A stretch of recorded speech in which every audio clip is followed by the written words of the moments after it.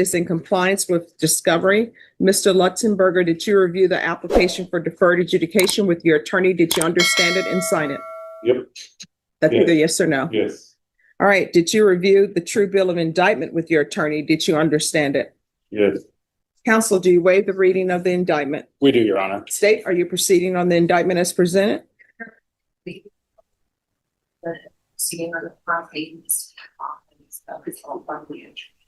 Any objections? No objections, Your Honor. Did you review the court admonishments with your attorney? Did you understand it and sign it in all the appropriate places? The 2 year. No. Did you review this document? Did you understand it? Yeah. Did you sign it in all the appropriate places? Yes. No. The state is proceeding on the lesser included offense of assault bodily injury as a Class A misdemeanor. The range of punishment is anywhere from a $4,000 fine and up to 1 year in the Bexar County Jail. Did you understand? Yes.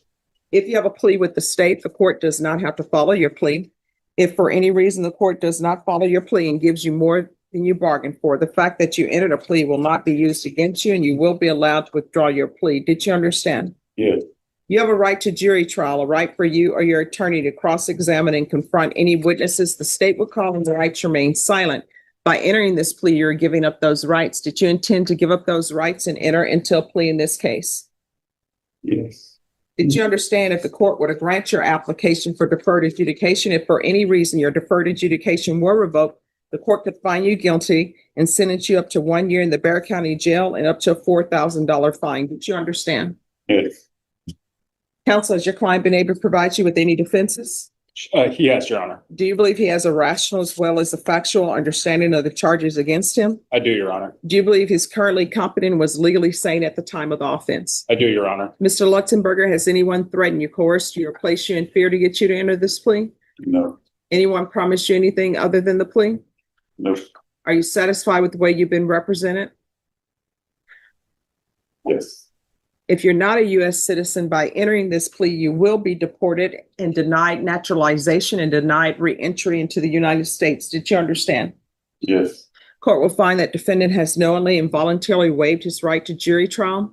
Did you review the plea bargain page with your attorney? Did you understand it? Yes. According to the plea, the state is proceeding on the lesser included offense of assault bodily injury. There's a $500 fine and the state recommends deferred adjudication. Did you understand that to be the plea? Yes.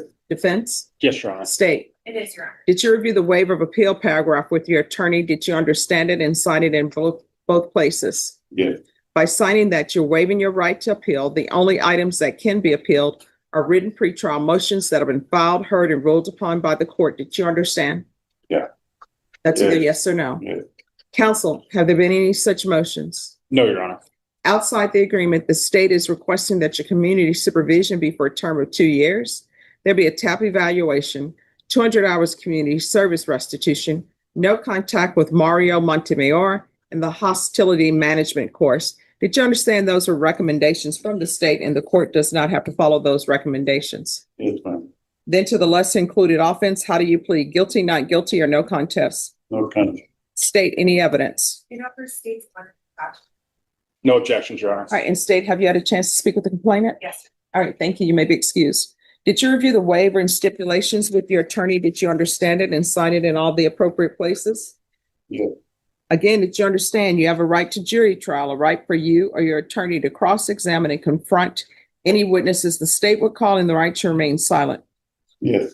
Did you understand that today the state will be presenting evidence in the form of witnesses' statements and police reports, but most importantly, there will be no live testimony? Did you understand?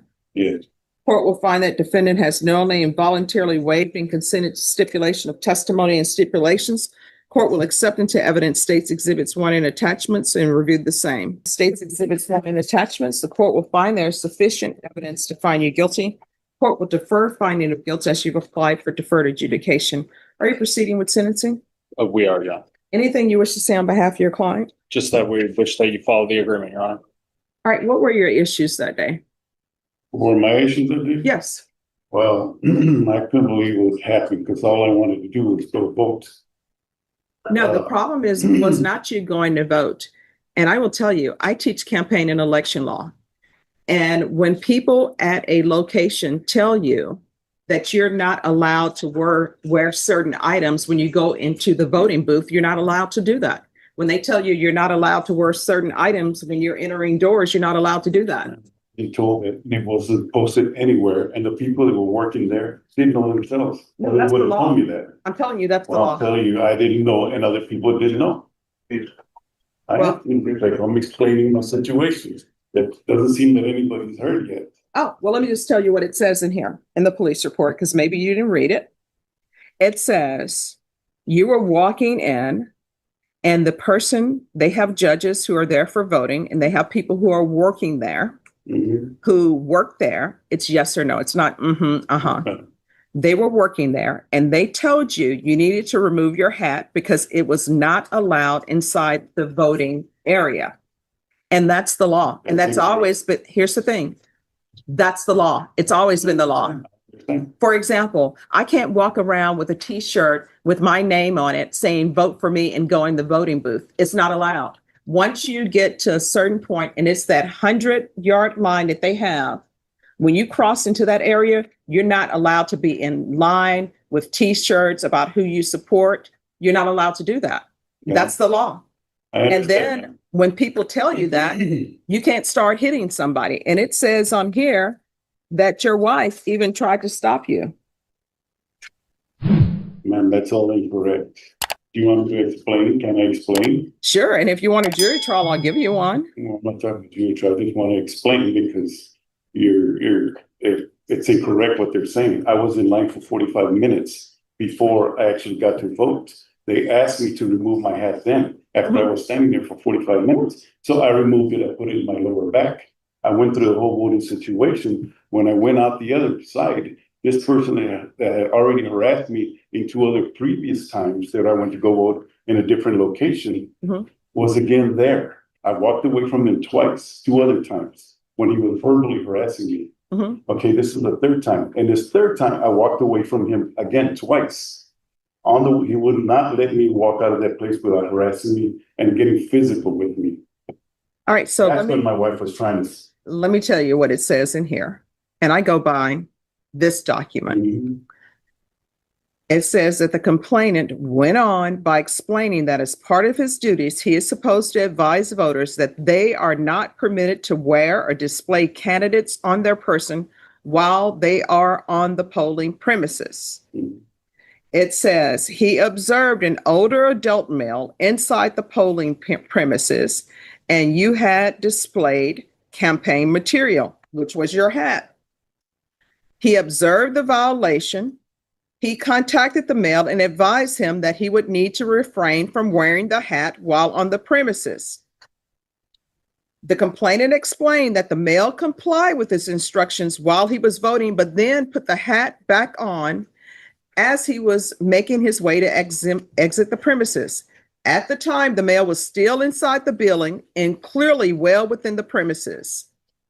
Due to still being well within the premises, he approached you again and advised you to remove the hat while he was on the premises. The male, that's you, explained that he was on his way out and refused to comply.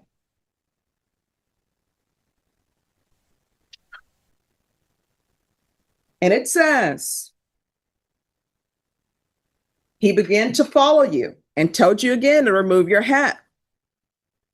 And as you were about to exit, you struck him on the chest and facial area several times with your fist, causing him pain and discomfort. And then it says, another witness and your wife began telling you to stop. And then that's when you left.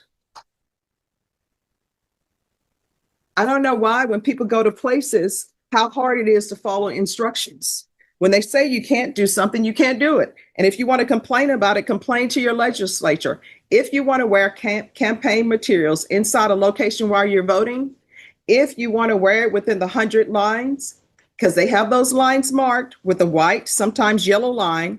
If you want to do that, then you need to write your legislator and say, look, you need to change these rules because I want to wear my campaign gear inside the area while I'm voting. But for now, you're not allowed to do that. And you need to follow the rules. How old are you? 4. All right, you're 64 and you're up here fighting and I don't even call it fighting because it doesn't say that he ever even hit you back. Yeah, of course. And so you're up here fighting with somebody who's just trying to do their job, help people come in and vote and go on your merry way. And they're not even paid enough money for somebody to be hitting on them. So it appears to me you do have anger issues. No, I don't have anger. Like I said, I walked away twice. And in the situation, I walked away twice. Did say anything in there where he followed me all the way and he screamed in my ear? I have hearing difficulties from my time in the military. I didn't hear what he was saying. I was walking out and he was quite a ways. Did he not tell you to remove your campaign gear? No. And that you were not allowed in the area? That was after the fact when I had already gone out. I was in the library section already. Let me just tell you, within that 100 line, you are not allowed to wear campaign gear. Now, if you're saying what's being said is untrue, then you need to set this for a jury trial because I go specifically by what's in the police reports. And there's a reason why this says waiver consent to stipulation of testimony and stipulations. You know what that means? That means that everything is in this document. You're stipulating that it is true and correct. And this is what it says. I, Jesse Lutzenberger, do hereby judicially confess and admit that I intentionally and knowingly in Bexar County, Texas, on or about the 24th of October, 2024, did intentionally and knowing cause injury to the complainant by striking the complainant with the hand of the defendant and by pushing the complainant with the hand of the defendant. That's, you stipulated to that and said it's true. Did anything about him punching at me first? What I'm telling you is you're saying this is true. You've stipulated to this. Now, if you're saying he punched you first, then maybe you want a jury trial and you want to say it's self-defense. It's on video. The only reason why I'm accepting that because I don't have the money to continue. Or of course I would defend myself. All right. Does he want a jury trial? No, we're accepting the plea. Is your wife? Is somebody here? My wife is here. Oh, she said no. You don't want a jury trial. Okay, no. All right. Your Honor, if I may, I believe that, look, point being there's, as you've stated, that's completely clear. The law is the law. I think that there was a fundamental miscommunication and understanding as far as how it was proffered to him at that time. I think that realistically, the way people speak, someone told him, take off the hat while you're voting. I think in his head, that's what he believed. Hey, take the hat off. I'm walking out the door. I'm basically at the double doors. I can put the hat back on. Understanding clearly that is still in violation of the law. But I want to make clear, it's not like the statute book was not pulled out and read to him at this time to understand the 100 feet. Again, it's not an excuse, but I think where his mind was coming at, he had finished voting, he had waited the 45 minutes, and he was leaving. And then he had an individual come up and approach him. Just to give some context, it's not change, obviously, the law itself or your viewpoint of this, but I want to. Well, I mean, my viewpoint is the stipulations that I've received. Understood.